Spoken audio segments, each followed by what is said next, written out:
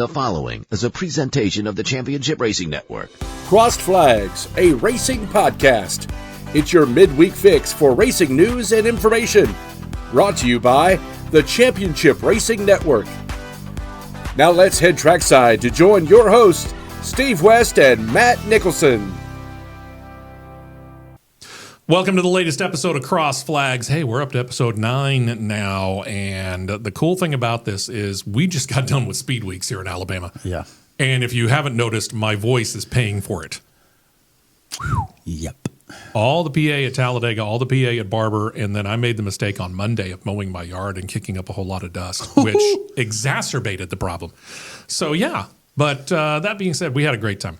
Fantastic time out at Barber Motorsports Park, 3 days out there, and It wasn't just IndyCar. It was Indy Next, USF Juniors. We were talking about it just before we started going on here, and we're going to bring in our producer Molly a little bit later on because of her first experience when it came to racing.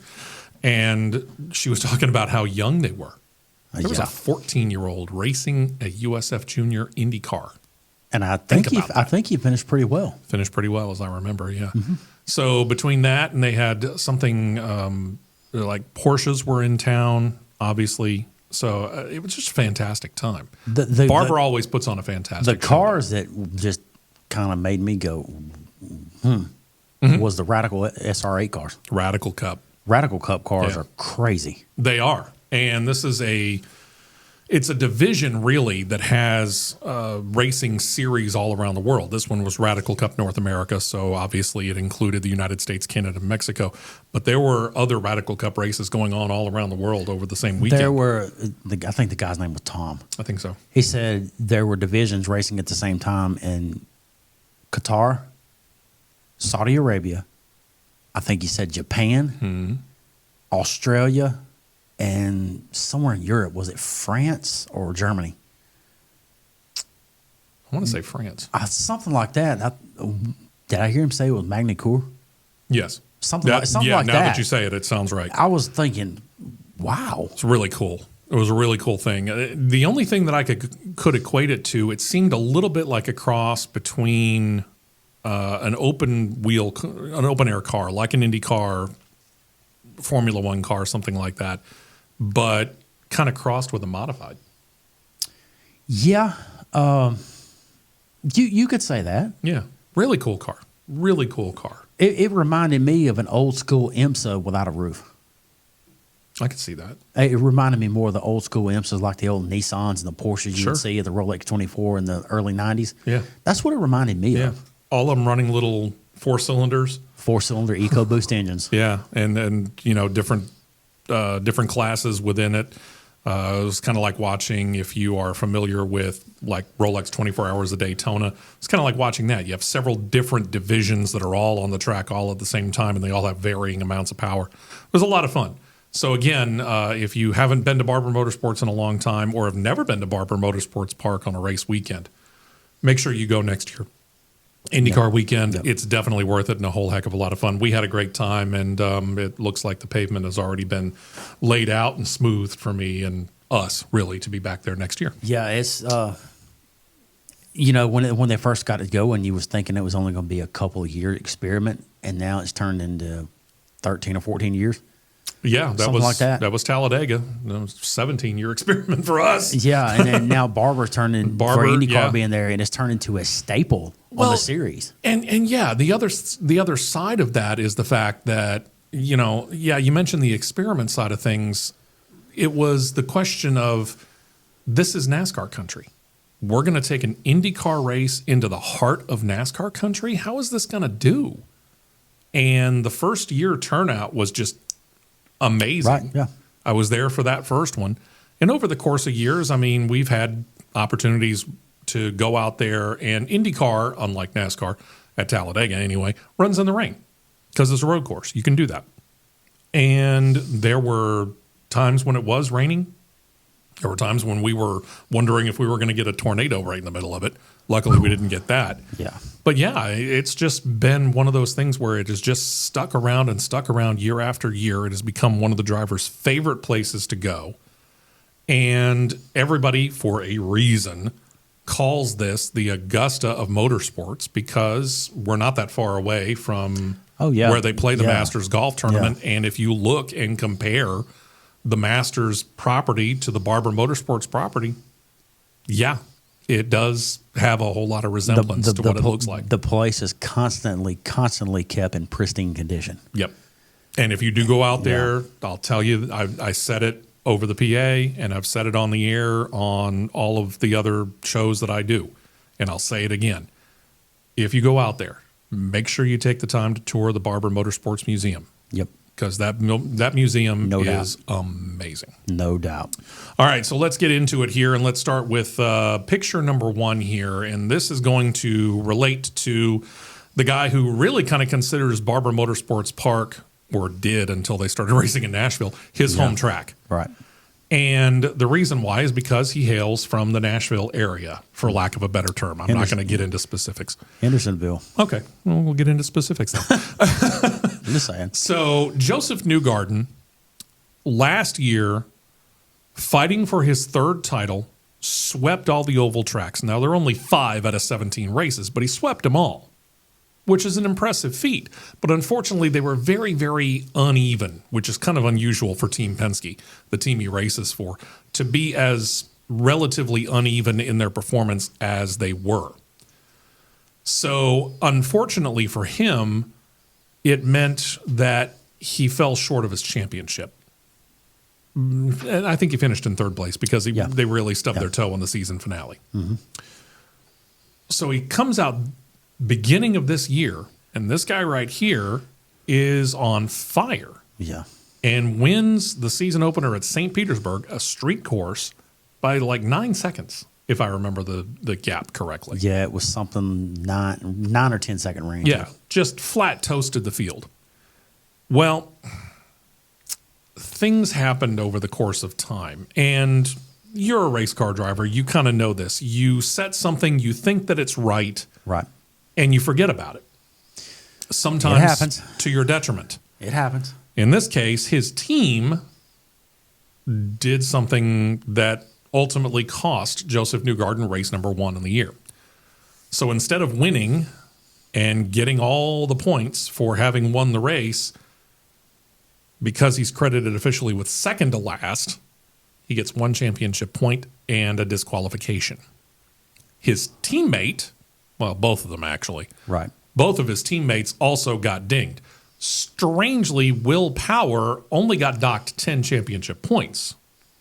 Scott McLaughlin, on the other hand, also got disqualified. He's credited with dead last because he finished behind Joseph Newgarden in the race at St. Petersburg. So he's credited with dead last. Yeah. He gets a big goose egg for points when he initially finished 3rd. That's a big hit. This whole situation is just got me going, huh? Yeah. Well, IndyCar, for those of you that don't know, has what they call a push-to-pass availability to you. And literally, it's just a button on the dashboard, and at the beginning of the race, IndyCar sets aside an allotment of time. 200 seconds is a general rule. And what you can do is up to 20 seconds at a time, you press the button on the steering wheel, and it adds 100 horsepower or something like that? I think it's like 110. Okay, somewhere around 100, give or take, horsepower. Yeah, something like that. To your overall output, which allows you, ideally, to make a pass on the person sitting in front of you, right? Well, in preseason testing, there's no limits. So Team Penske put on a no-limit push-to-pass system for testing. Guess what they forgot to change before race number 1 and race number 2? Yeah. See where I'm going? They found it out because during practice at the Long Beach Grand Prix the week before Barber, they did a practice session, and IndyCar has the control to be able to turn the system on for the drivers. Mm-hmm. There was a glitch. When they tried to turn the system on for the drivers, it didn't turn on. But while one person was attempting to turn the system on for the drivers, another person got on the IndyCar radio and said, "You can now use push to pass." Guess which car used push to pass successfully? That fella right there. And that's that. So they said, okay, you got to change it out before the race. So they changed it out before the race. Then they went back and they started watching in-car video of Scott Dixon at the Grand Prix of Long Beach. Or I'm sorry, at the Grand Prix of St. Petersburg, the season opener. And they realized he was well over his allotment at St. Petersburg, which could partially explain why he was 9 to 10 seconds ahead at the end of the race. Because it came out that he was using it on the start when the start happened. Yeah, and you're not supposed to be able to use it directly off the start either. Right. You're supposed to lap. I think it's second lap after you go green? 2 laps after. I'm pretty sure like it's the same format as DRS with F1. Right. When 2 laps are completed after a start or a restart, then you're able to use the DRS or the push to pass. All right. I'm pretty sure that's how it goes. So what ended up happening is that Joseph Newgarden's team ended up putting out a statement, which we're going to show you here in just a moment as well, and I'm going to go ahead and read it to you as well. Team Penske's statement from Tim Cindric, the president of the organization, says, unfortunately, the push-to-pass software was not removed as it should have been following recently completed hybrid testing. The Team Penske IndyCars. The software allowed for push-to-pass to be deployed during restarts at St. Petersburg Grand Prix where it should not have been permitted. The number 2 car, driven by Joseph Newgarden, the number 3 car, driven by Scott McLaughlin, both deployed push-to-pass on a restart, violating IndyCar rules. Team Penske accepts the penalties applied by IndyCar. Now, Newgarden had a response as well. And his response to it was that he understood that this kind of violated the trust, and he was going to have to work very hard to regain the trust of his competitors. Sure. And there's one reason why I want to point that out. One specific part of this statement that would lead me to do this. That second paragraph right here. Deployed push-to-pass on a restart. That means you've done it intentionally. That means you knew. Mm-hmm. Or you had a pretty good idea that your push-to-pass was available to you when it should not have been. Mm-hmm. That's the reason why Joseph Newgarden's going out there and saying, I need to regain the trust of my fellow competitors. Yeah, and well, 2 things that I seen over the weekend. One, it was obvious to me looking at it, and I'm going to use the term looking at it with the helmet on, mm-hmm. of how he was running. He was sandbagging on purpose. Because typically Newgarden at Barber is a serious threat. I'm going to say constantly in the top 3 to 4 the entire time. He didn't stay much higher than 10th the whole race. Not really, no. He stayed way back there. And his car was better than that. Way better. Way, way, way better. But he just, I'm going, you've got McLaughlin and Power walking off with the whole thing. Then you got Newgarden way back here. Yeah. It was like either he was sandbagging on purpose, knowing of what had happened, what had transpired, but Scott McLaughlin just said, I don't care. I'm going. Yep. And he won the race. Yeah. Secondly, I saw some photos come out later on Sunday when I got home that people had shared from driver introductions that the other drivers were congregated up there together. Newgarden's way back here by himself. Way out of the way. Third thing that I saw is after the team owners learned of what happened and just let their thoughts be heard, drivers as well, to which I seen some and I went, woo. The team owner was unnamed, but he said clearly that you cannot tell me that Roger Penske, the owner of the IndyCar Series 2 now, Roger Penske did not know something, because Roger knows every single detail about everything that he is involved with. And he's involved in a fairly good number of series. Think about that. There was a line they used in there that said, Roger knows the air pressure on every single tire that is within the Penske truck rental fleet that he owns. And he may very well. You can't tell me they're like, well, what happened here? You just don't magically forget to take software out when you're doing setup for any specific given track. Because those little steering wheels that they hold on to, and this will be a little nugget because Molly's learning about motorsports in general. Sure. Those steering wheels are about $40,000. Yeah, there's a lot of electronics. A lot of electronics in those. If only you could see the surprise on her face. There's about probably 20 buttons on it. Oh yeah, 20, 25 buttons on it. Yep. They're about $40,000. Probably this big. About that big. You can grab it like this right here. About that big right there. With a digital screen on it. Yeah. But you can't tell me they did not know what they were doing. And honestly, the disqualifications were clearly warranted. Yeah. Whether IndyCar made the mistake and there was a glitch that caused the push to pass to be deployed before it was supposed to be allowed to be, you can't tell me they didn't know what they were doing. Yeah. Yeah. And as contrite as Joseph Newgarden was in accepting it, and Penske's very quick response to this, accepting it, yeah, something a little weird was going on. But I will say this: I still have the ultimate in respect for Team Penske because of what they've accomplished. Sure. I mean, this is a team that has accomplished so much over the course of 60 years? About 60 years, yeah. In racing. Yep. In a whole lot of different series, and champions on just about all of them, if not all of them. Yep. So, is this a black eye? Yes. Is it recoverable? Yes. For Joseph Newgarden, he's taking it a different way, like you mentioned, than Scott McLaughlin. Scott McLaughlin just threw caution to the wind. He went out, he won at Barber, and he said, hey, whatever the consequences are, if they don't like it, lump it.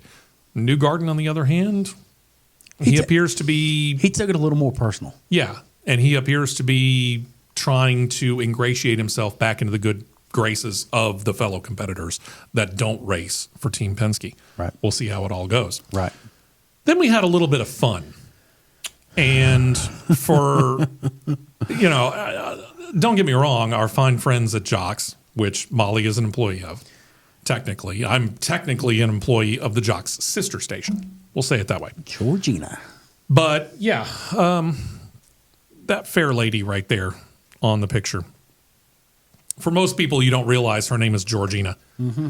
If you are having a hard time figuring out whether she's real, she's not. She's a mannequin. Barber Motorsports Park is not just a beautiful facility to look at. Barber Motorsports Park, because George Barber's wife wanted to kind of help and decorate it when he created this road course that he's created, she wanted to do some fun little stuff. So, for example, there was a corner. It's a hairpin curve called Charlotte's Web. The reason why is as you approach the hairpin corner, you're looking at a big statue of a spider. Yep. As you go around that hairpin curve in the middle, which technically this is coming back from Charlotte's Web. That's turn 6 going into turn 7 that's called Museum Corner. Yep. Back up in this area here. Yep, that's 6, bearing around. There's what, 3, 4 bowls? I think it's 4 buffalo statues. 4 buffalo statues that are there. There is a little lake over by the museum where there is a lady in the lake lounging in the water.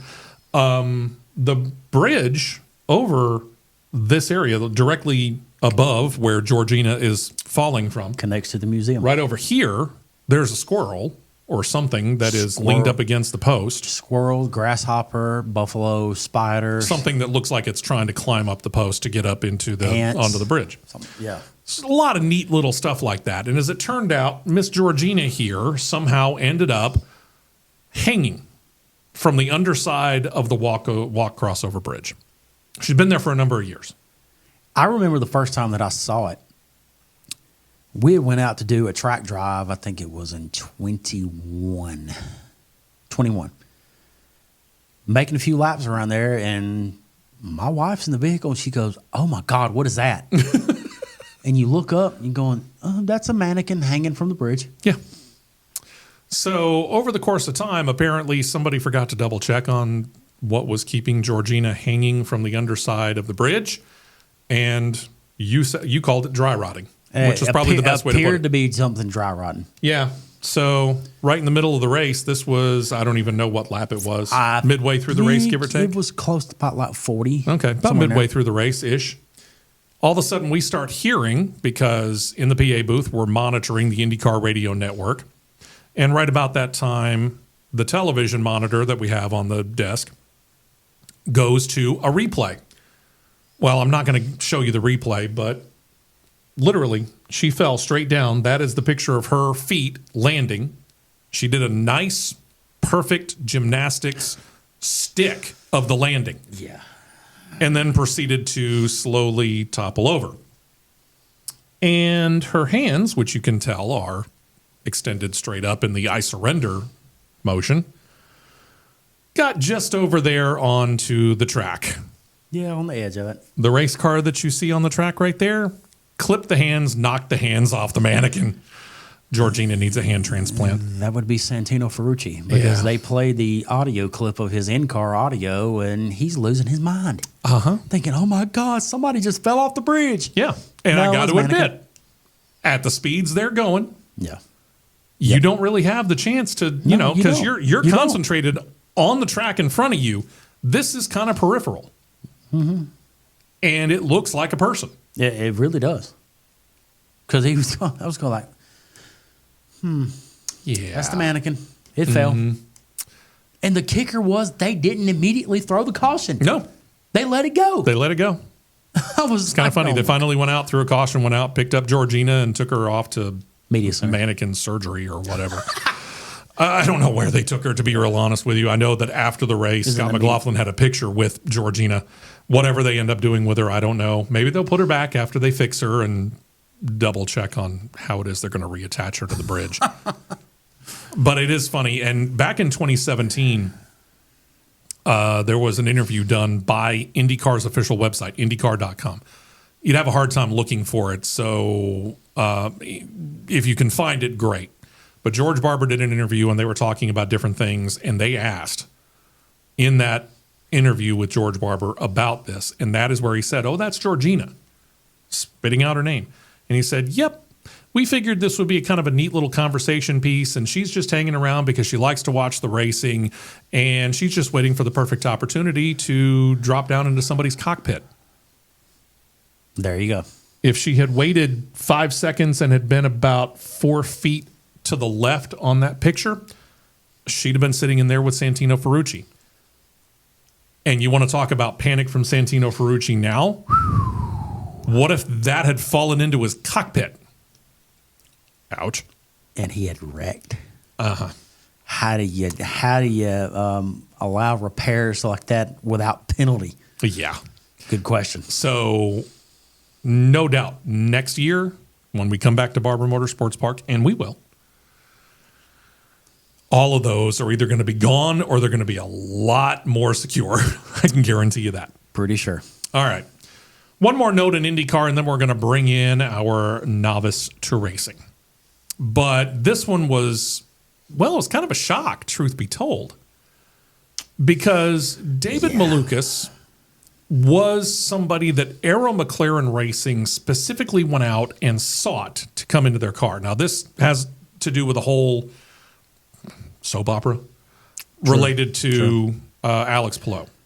Paddle Award. No, Felix Rosenquist. No, I thought it was because of the whole Chip Ganassi racing and everything. Yeah. Alex Palou. That's right. Alex Palou. That's right. This goes back to the whole Alex Palou. Hey, I'm going to leave Chip Ganassi racing. I'm going to go to Arrow McLaren. I'm going to spend a year over there, and then, hey, maybe I'll get a chance to go Formula One racing. Well, when the Formula One thing seemed to be really falling apart right in the middle of everything, Alex said, well, why am I going to leave a team that I can win a title with at Chip Ganassi to go over to Arrow McLaren? So when the seat was left open, they went and they got this guy, who last year was on, with all due respect, a backmarker team. He was driving for his dad. Yeah. But unfortunately, the team was not doing all that well. Because they was merged with Dale Coyne. Bingo. So they bring on David Malukas. Well, David Malukas is trying to get into shape, ready for the 2024 season when he goes mountain biking. And he has an accident, and he breaks a bone in his left hand.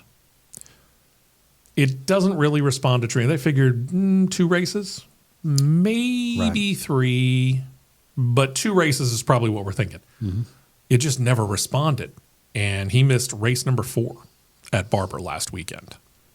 Little did we know until after the fact, because we found out Monday? Yes, Monday morning. We found out Monday morning David Malukas had been released from Arrow McLaren without ever having gotten in the car on a competitive run. He practiced with him preseason, but he had not been in a race with Arrow McLaren and got released. Why? Apparently there was a clause in his contract. Yeah, a clause that states if he misses 4 races out of the car, and it really didn't specify what you miss 4 races for, that they could release him out of his contract. To which I said, now officially Pandora's box is wide open. Mm-hmm. Because now every single driver is going to be looking for escape clauses in their contract before they sign them. Yeah, looking for like, okay, it was a clause here. Is the clause there? Is this here? Is this there? So because if that clause had been in anybody else's contract, they're still there. Now, probably. Let's back up and say this. We're going to play the what-if game here.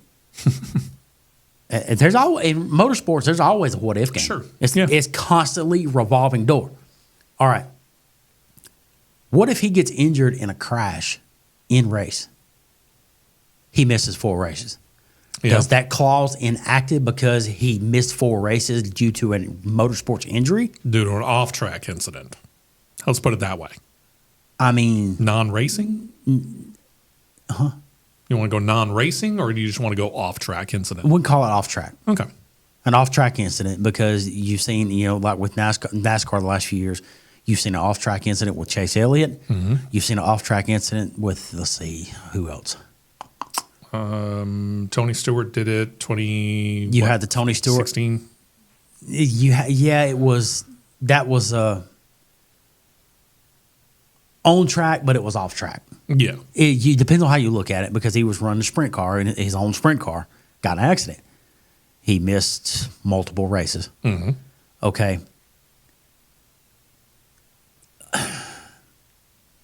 Now you're going to have an awful lot of cherry picking with contracts. Sure. Whether it be IndyCar, I'm sure there's probably quite a few of them that exist in F1 already. Considering how much money is involved in Formula One, probably. Oh yeah. I would say probably. You hear about a little less in the NHRA. I mean, this one comes out of IndyCar and it surprised us. It surprised a lot of folks, because I saw it, I think Monday afternoon, on an IndyCar related site that was on social media about David Malukas being released from his contract without even turning a lap in competitive race. Like him or not, Paul Tracy spoke up and commented on it and said, something smells here. That's just something really smells here. Paul Tracy's not one to hold back on his comments either. And sometimes it's questionable, but sometimes he's hitting the nail on the head with something. Yeah. I mean, I have all the respect in the world for Arrow McLaren. I really do. They're an organization that is really stepped up in IndyCar, and they haven't lost anything in Formula One. If anything, they're actually looking very, very good this year in Formula One, too. They're gaining. And it wouldn't surprise me if they do jump by leaps and bounds in Formula E and continue to expand out their racing empire. But this move, I'm not sure I respect that. I mean, I get it. You signed him to a contract. You expected him to be in the car. But if you were willing to accept the fact that he was going to go mountain biking and you were willing to wait those 4 races. For training to drive your car. And you felt that he was so good in a subpar car in 2023 that you had to go out and you had to sign him, and you did really quick. I mean, he was signed in September of last year. Mm-hmm. Shortly after the 2023 season ended, they signed him for 2024. Right. Why now the sudden change of heart? It makes me question Zach Brown and the decision-making process at Arrow McLaren. It does. To which now you've got to look. Errol McLaren's got to look in the mirror or the double pane glass, whatever you want to look in. You got to look at yourself and now ask this question. It's May. What are you going to do? You've got your biggest race in the world coming up in about 4 short weeks. Yep. Who's going to drive the car? They've used 2 fill-in drivers so far this year. Guess what neither driver can do for the rest of the year? Fill out the entire rest of the year for IndyCar. Why? They knew coming into the season they were both going to be part-time. One is technically a McLaren reserve driver in Formula One. These guys, knowing that they were not going to be full-time in any one series, have gone out and scheduled a whole lot of races in several different series, some of which conflict with the IndyCar schedule. So they can't run all the races. Nope. So they're going to have to go with a committee for the rest of the year, including the crown jewel race of the IndyCar year, the Indy 500. You're going to go with fill in the blank. Really? I would be completely surprised if Tony Kanaan is not in that car for the 500. That being said, I'm going to throw a curveball to you because this is a rumor. I'm going to throw it out there right off the bat. Pretty sure I know which one you're talking rumor. about. I know which one you're talking about. We know Kyle Larson's running the double. Mm-hmm. Somebody threw out the fact that Kyle Busch might just be interested in performing a double duty this year as well.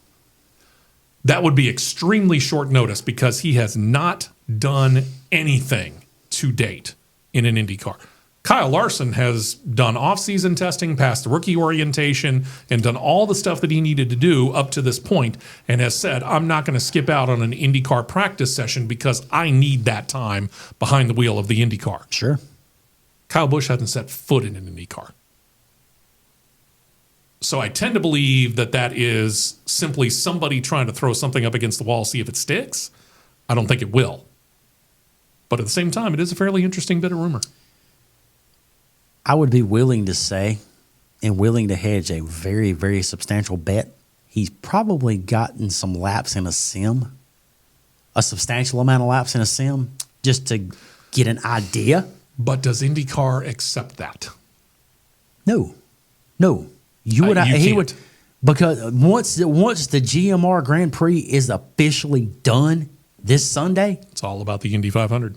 He would have to immediately be in ROP Monday. Oh, yeah. And the amount of time he would have to spend away from Richard Childress Racing. Not that Richard Childress would not necessarily be supportive, but the amount of time he would have to spend away from his primary ride, the 8 car in the Cup Series, might just be a bit too much of an ask on such short notice. Even when he was signed to RCR at the end of 2022, it was clearly said Childress gave him his blessing. If he can get a ride for the double, go for it. And the first Chevrolet team that come to mind, McLaren. It was. Could it happen? Yeah, I guess, with concessions made on the part of IndyCar. But if you're IndyCar, do you really make those concessions? I get it. Kyle Busch, most wins at the top 3 levels of NASCAR, 2-time champion. The guy's a fantastic driver. There's no doubt about it. But you're going from where you're comfortable, stock cars, into something that you've never driven before in real life. And you're going to put him into your biggest race of the year when he could potentially be a rolling roadblock, if not a rolling hazard, because of his infamiliarity with it? It wouldn't be smart of him to do it this year. No, this is something you plan out. This is something that they planned out with Kyle Larson. Yeah. What, since last June, July? Something like that, yeah. It's a long time planning this. But it wouldn't be smart to try to do all the cycles and do everything you need to do to get clearance to do that, because you would be sitting alongside in a teammate role of what many people label as a generational talent. Sure. Because Larson has hit the ground and he's gotten up to speed in that IndyCar awfully fast. Oh, yeah, absolutely. He knows what he's doing behind the wheel of that car. Yeah. But he has also dedicated himself, and Hendrick Motorsports is allowing him to dedicate the time to where as much practice time as he can get in without necessarily hurting his Cup Series program too much. And we're going to get back to that. They're going to let him do. This is something that needs to be planned out much better than what this is. All right, let's lighten things up a little bit. Let's bring Miss Molly in here. Because Friday, the first day that we were, well, I guess upstairs from her in VA, we suddenly realized via social media, and she's very active on social media, that you and the show that you are involved in on a Monday through Friday basis, 3-Man Front, which probably needs a new name because last I checked, you're not male. Just a personal notice. I just, one of those things. I've gotten that a lot. I observe things. But you guys were broadcasting live out there at Barber, and you had told us when it came time for you to become our official podcast producer, you'd never seen an official race of any kind at any place at any level. So you got your chance to go and experience automobile racing for the first time. Yeah, I wish I could have gone the whole weekend because I only really got to be there like that Friday morning, afternoon, because I was in Nebraska this past weekend because it was our spring game. Yeah. But yeah, it was my first time really being at a track too. Because I was looking at social media during the break and I said, they're here. He said, who? I saw her in the picture. He went, oh, she made it. I said, I'm looking like, where are they at? I think they're over here. No, they're not. So we had to go looking. We finally figured out where you were, and it was where we needed to go get lunch anyway. So that worked out perfectly. Yep. So we have to ask the question for someone who has never, you may have come across it on TV just kind of flipping channels or whatever, but let's face it, watching it on TV ain't the same as experiencing it in real life. So what was your experience? I couldn't believe what the cars looked like in person and how small, what do you call them, the cockpits? Yeah. Cockpits, how small they are. Oh, yeah. Because we were right there by the window and you could see them driving and, them, I guess, repairing them or whatever. Sure. Right. And, them sticking their arms in to drive them just really showed how small they were. See, there was the IndyCar series. What a lot of people couldn't see, you got somebody sitting on the side, you're sitting there thinking, oh, they're reaching over driving it. You've got somebody sitting in the car actually driving it. Oh, really? Oh, yeah. Oh, wow. Because it looked like there was someone, reaching in, driving. It looks like it, but you got to look really hard because they got the Lexan plain glass around there for the windscreen. There's somebody actually in the car driving it and steering it because those cars have no power steering and it is brutally hard to turn going that slow. Yeah. That's why you have to sometimes have two people turning it. I didn't know that. And you don't realize how low those cars sit to the ground. Yes. I've sat in one. And seeing the tires up close, too, and how smooth they are was really cool. And when I realized how close I was to the ground, I'm going, I don't know if I could go 240 into a turn sitting with my rear end that far off the ground. Yeah. Well, and I, even watching them go, I was kind of getting dizzy myself because they go so fast. Oh, if only we could get her into one of the two-seater rides. Ooh. Let you experience it, because that was my first experience with it. I'd watched the Indy 500 before, and I'd been to Barber Motorsports Park, and I watched the very first race, a decade ago or so.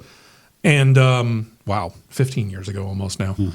And I had the opportunity at a radio station I was working at because we had just picked up coverage of select IndyCar races. And, of course, we were going to choose Barber because we were here in Birmingham. And we had the opportunity to do the IndyCar two-seater rides. And this is where some people pay for it, and for some situations, for Molly's sake, this is where some celebrities on a local basis get invited to come in and experience what the drivers are going to go through. So they took an IndyCar and extended it out, and the driver sits right in front of you, you're right behind them. And they'll take you on the track. Well, I would love to do that. My one time of doing it, I was one of the first people because they had... Was it 3 cars or 4? I know it was at least 3. They used to have 3. I know it was at least 3 that time. So I went out on the first one. with 2 other people, including a former host of our weekend show who's now no longer with us.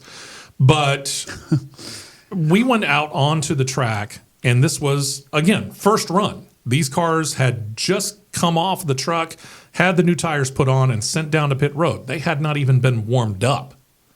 So we go out onto the track, and we're going at a pace that I'm like, I was really thinking this was going to go much faster.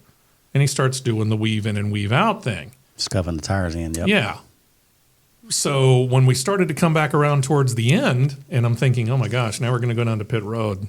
That didn't seem like it was really worth it. Yeah, instead of going down pit road, smashed on the accelerator, and boom, we go around for lap number 2. He was warming up the car and warming up the tires, and then I got the full experience. Yeah. We need to get her in one of those. That sounds so scary, but like so much fun. Well, I mean, they're going to put you in a fire suit, okay, because they got fire suits that'll fit everybody's size. They did not have the proper racing shoes for my size foot. That's another story. So I'm sitting in there, full fire suit, helmet, and sneakers. Whatever. Got out of that car, and I was like, this is cool. Well, there is that little place that's about 30 miles that way that runs cars about once a month where they do 2-seater rides. Yeah. I think that would be just as good. Yep. I think either one, it would be, Either one it would for be sure. fun to see your face after you got out of either a stock car or an Indy car. It really would. It'd probably be shocked. Yeah, but that would be fun. Yeah. I mean, here was the thing. I mean, Friday, what time did you take off? We left probably like 2:30. Okay, so you didn't even see the Indy cars on They the were track. just getting ready to go. Yeah. Okay. We didn't see any of them. You didn't see the fastest cars of the weekend. And you had commented to us, it looks like they're going so fast. And they are. I mean, they're all doing triple digits going down that front straight. Had Indy Next been on the track first? Indy Next had been on the Indy track. Next had been on the track. Okay. She had mainly seen the Porsche divisions because they had run right there in the middle when they was doing I their saw show. a lot of the Porsche. Yeah, you figure probably them going down the front straight, they were doing what, 125 to 140 down the front straight? The Indy Next, I'm going to say probably around 140. Okay. Porsches probably 125-ish? I'd say 130, give or 130? take a little, yeah. Okay. Yeah, by the time the Indy cars hit the end of the front straight, care to take a guess?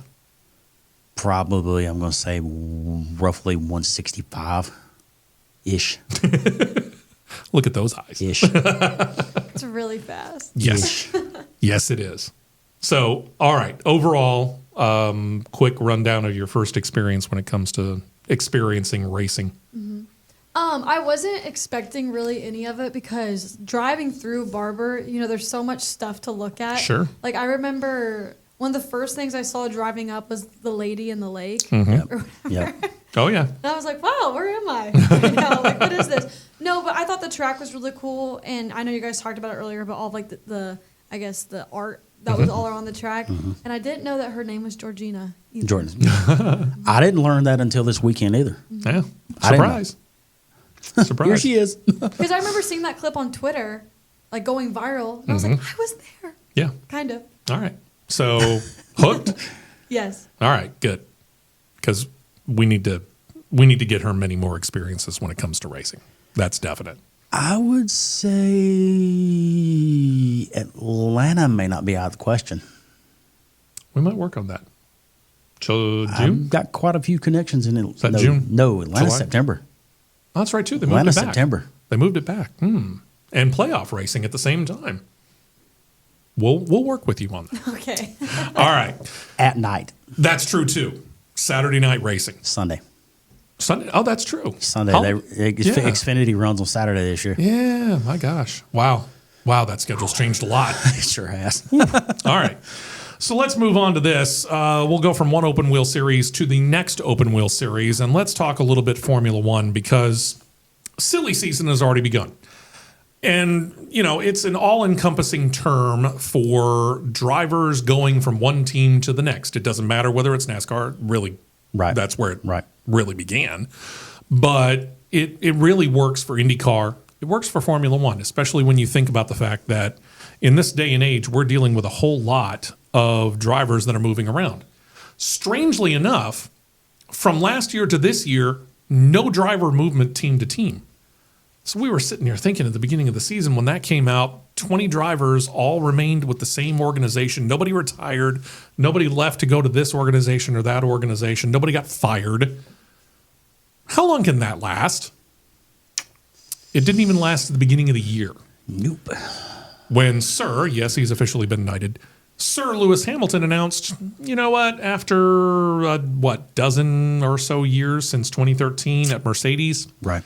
he's leaving. He's going to go take a seat at Ferrari. Now, this is something that's been rumored for a couple of years, but Mercedes has been able to keep him because they wanted him to win an record-breaking eighth Formula One driver's title with them. Well, unfortunately, the performance really isn't there. Nope. So he decided, I'm going to go run for the heritage team in Formula One. And he signed with Ferrari. Domino number one. Mm-hmm.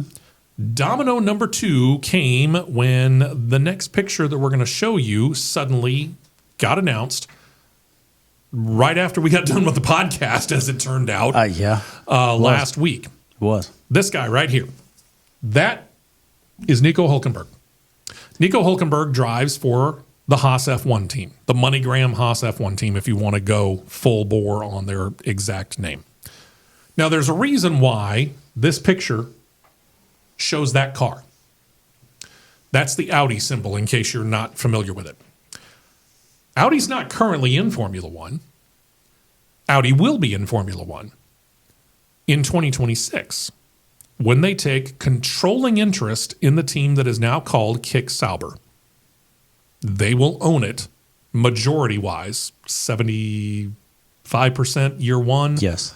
With the plan within a couple of years after that to be 100% owners of that operation. They're coming in to make a big splash. They've already signed Nico Hülkenberg. He will switch from Haas F1 to Sauber officially next year and be there to help Audi as they are testing and getting that 2026 car prepared so that they can hit the ground running in 2026. Expect this right here to kick off a whole lot of driver changes. Because what this automatically means is Lewis Hamilton is displacing Carlos Sainz at Ferrari. He's technically a free agent. Nico Hülkenberg now will replace one of two drivers over at Audi. It will either be the youngster from China, Yuki Tsunoda. Zhou Guanyu. Zhou Guanyu, I'm sorry. Yeah. Or it will be the veteran, who at one point in time was a teammate of Lewis Hamilton's at Mercedes, Valtteri Bottas. I think Bottas is getting ready to retire, honestly. Well, as to whether or not he retires or not, there are people out there thinking that this is just step number one for Audi and that they plan on an even bigger signing. Remember the Carlos Sainz announcement that I just talked about? They may make a serious push for Carlos Sainz. Yeah. Which means both Zhou Guanyu and Valtteri Bottas are gone. This, to me, opens up interesting opportunities for a Haas F1. We have, on this podcast, talked about the potential of Andretti Autosport, Andretti Global now, coming into Formula One, which, again, if Formula One management doesn't approve it, they are just absolutely out of their minds stupid. I'm going to put it to you bluntly, and we'll have more on this on the Saturday show between 8 a.m. and 10 a.m. Central Time. Check out CRN Live. This is a prime opportunity. Carlos Sainz had to sit out a race because of an illness early this year in Formula One. Just one race. I'm sorry, appendicitis. We'll get specific. Illness. Because he had to have surgery, they grabbed a reserve driver by the name of Oliver Behrman. And Oliver Behrman did a nice job. Finished in the top 10 in his debut. He did. And it is widely considered that Haas F1 will sign Oliver Behrman to take Nico Hülkenberg's place. But Haas F1 is rather notorious for shuffling their feet when it comes to making these decisions and certainly announcing them. If you've got a driver that is the caliber of a Valtteri Bottas, who has won races in Formula One and has driven for high caliber teams, Mercedes, even if you're only doing it on a 1-year flyer, don't you go get him? Yeah, I mean, it would make sense to go get somebody with experience and pair him with a rookie to be like, hey, what is this going to do? What is that going to do? You got that veteran shoulder to lean on. Heck, I'm not even certain I would be all that against pairing Valtteri Bottas with the current other driver at Haas F1, Kevin Magnussen. Yeah. I mean, think about it. They haven't taken leaps and bounds forward, but from what we've seen over Haas F1 really since, 2020? Mm-hmm. They've taken steps forward to work towards becoming mid-pack competitive again. And Okay? I think they're on the path, but you're not taking 2 steps at a time. You're taking about a half a step at a time. Yeah. In some ways, you might say that they're almost being too careful. Sure. But I like at least the direction that they're going versus where they've been. And to be able to go out there and get a talent on the level of a Valtteri Bottas and a guy like Kevin Magnussen who can kind of get Bottas in there and familiarize him with the way that Haas F1 works because he's been there for, a decade for all intents and purposes.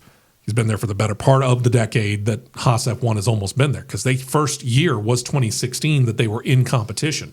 Magnussen joined him in 2017. Mm-hmm.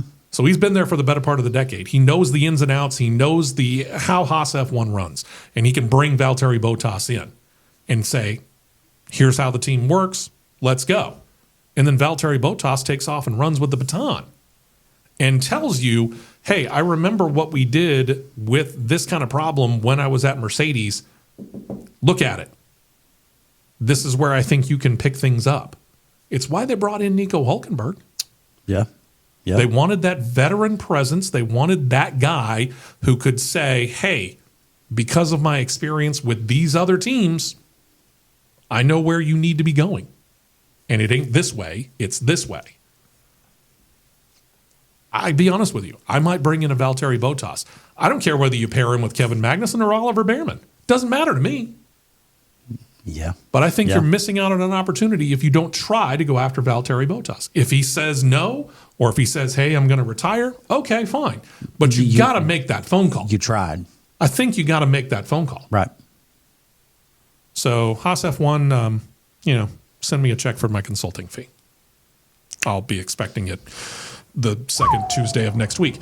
And that brings us back over here to the United States of America and brings us back to a person that we were talking about earlier, specifically Kyle Larson. But we're going to show you a picture of another guy who is awfully familiar. Decidedly not Kyle Larson. But he's a guy who you probably know if you've been watching Fox Sports coverage of NASCAR this year, because Kevin Harvick is the NASCAR analyst now at Fox Sports.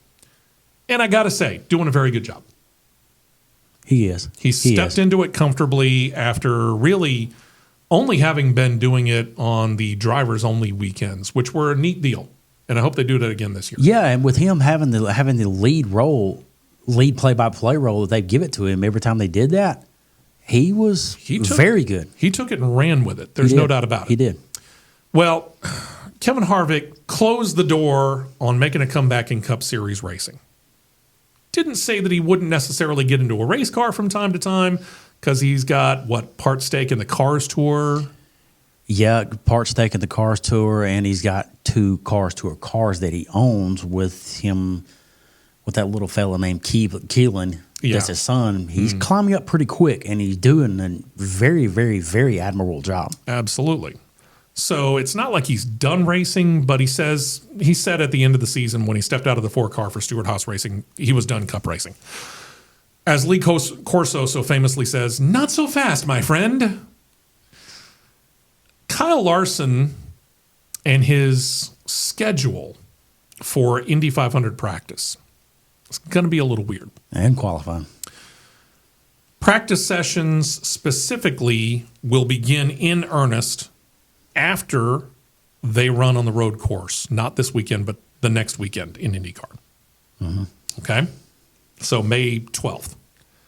After that, everybody's attention, all of the 27 full-time drivers and all of the other drivers, right now 34 confirmed, possibly 35. We're waiting on Able Motorsports and driver R.C. Anderson to finalize everything. But we know 34. 34 cars definitely will attempt to qualify for 33 slots. And what's really cool about the Indy 500, in case you didn't know, there are no guaranteed starting positions in the Indy 500. If you don't make the race on speed, you're out. And I don't care whether you're Scott Dixon and a 6-time champion or you're Steve West, who has never set foot in an IndyCar in competition purposes at all. Does not matter. If I could beat Scott Dixon on speed, I race the Indy 500, Scott Dixon sits out. Think about that. Very, very cool. But because IndyCar is doing a practice on the Friday of the weekend in between the road course race at Indianapolis and the Indy 500, that just happens to be the same weekend that NASCAR is going to run a little thing in North Wilkesboro called the All-Star Race.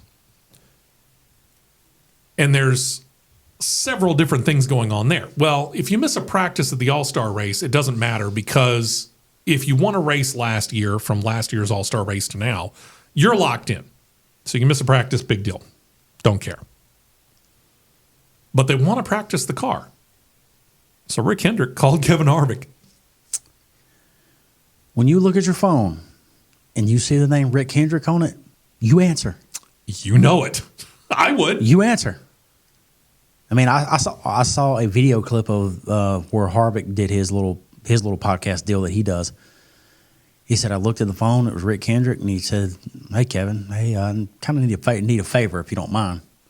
Told him what the favor was. If Rick Hendrick asks you for a favor, don't you say yes and then say, what's the favor? He said, okay, let me make a couple phone calls. I'll call you right back. He said the first person he called was Delana. He said Delana didn't bat an eye. He said Delana said, yeah, well, I mean, it's Rick. He's done a lot for us. I mean, help him out. Yeah. I don't think I would bat an eye getting in the 5 car either. No, not at all. So he's going to practice the 5 car. I think he's supposed to qualify it too. He may. That's Friday. Friday night into Saturday, Kyle Larson's going to stay in Indianapolis. That's qualifying day. This is a car that Hendrick Motorsports is fielding with the aforementioned Darrell McLaren. This is going to be a top flight car. I can guarantee you.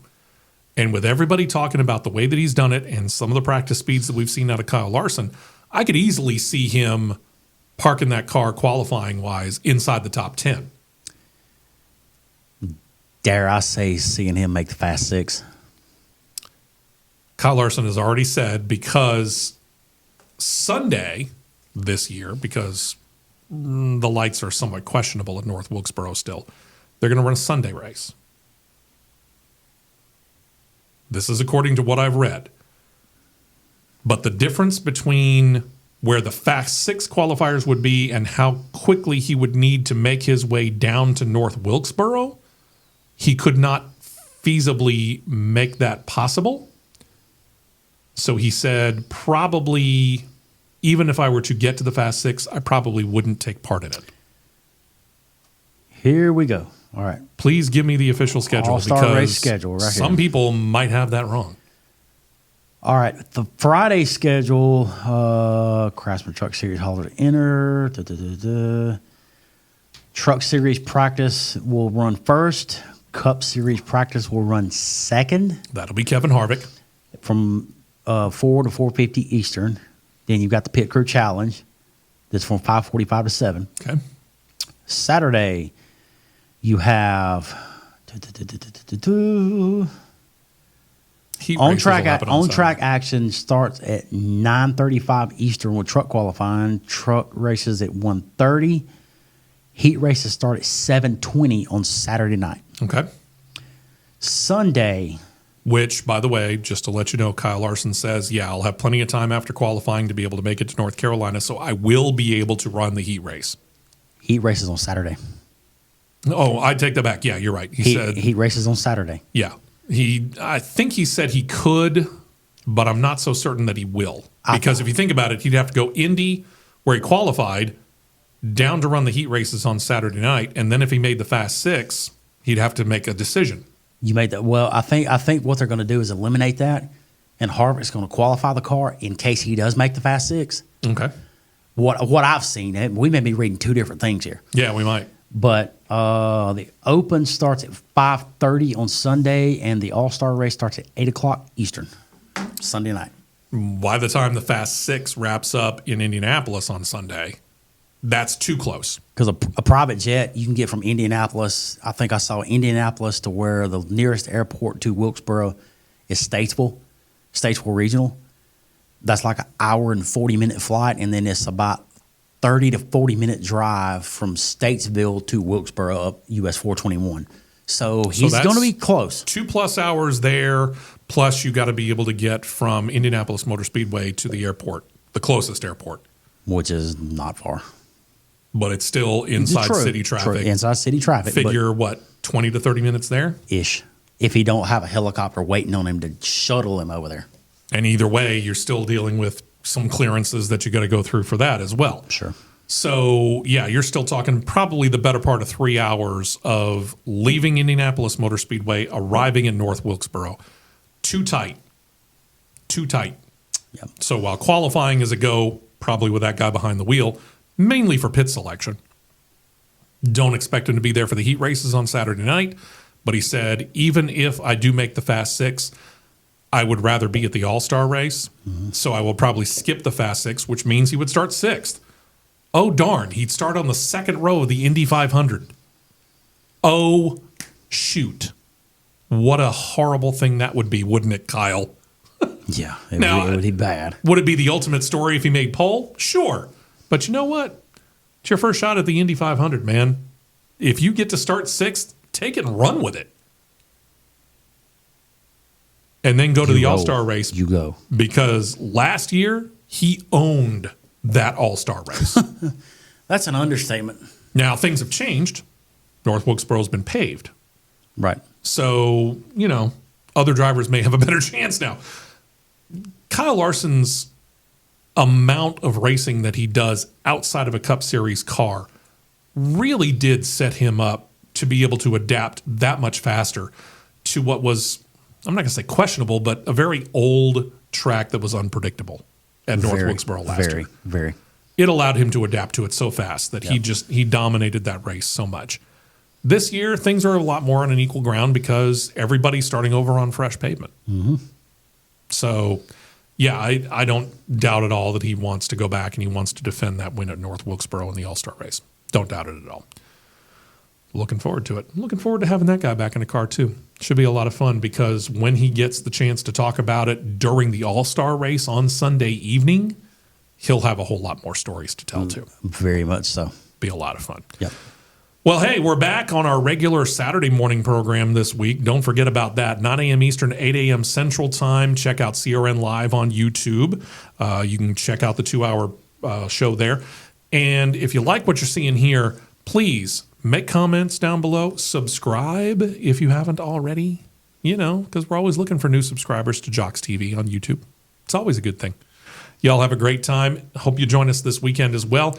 Enjoy the racing, and we will talk to you Saturday morning on CRN. Until then, next week, Wednesday, we'll bring you another edition of Crossed Flags.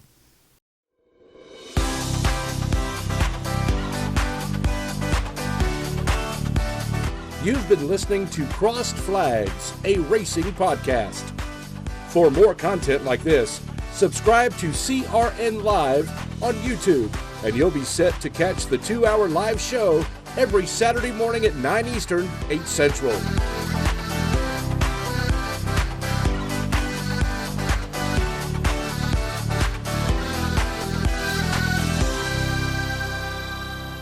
This has been a presentation of the Championship Racing Network.